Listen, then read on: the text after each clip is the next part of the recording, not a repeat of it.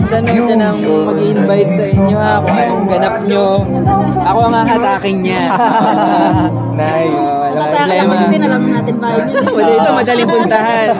Kayo, dumayo kayo. Kailangan Kaya namin kami dumayo. dadayo sa inyo, walang problema. Okay. Malayo ka na. O yung ano? Wala ka ng ano. Pwede. Vlog. Kaya nga. Ito naman. Bundok. Ay, kanina nga nandun yan eh. Sabi ko, "Baka may official photographer pala tayo." May extra Alam po. ka tayo na siya. Hindi na ako nakaabot sa ano. Tanghali na ako. Sabi ko, ito pangon. Monday din kasi, no? Traffic pala pag Monday dito. Kala ko sa amin lang. Nasa Quezon. Okay na kayo.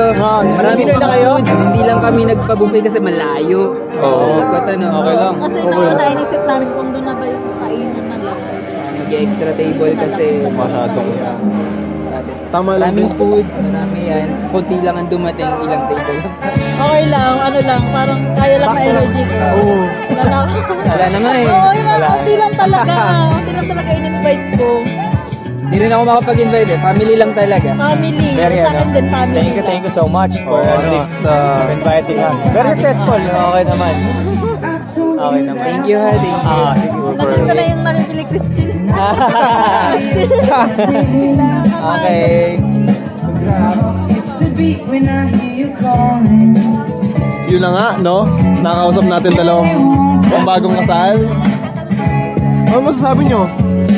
Congratulations, Den and Jen. Happy birthday to yourself. Then always do the dishes. Kala ko si Jen na nagluluto eh. Kala ko talaga si Jen na nagluluto. Si Jen pala ang makakalimutin.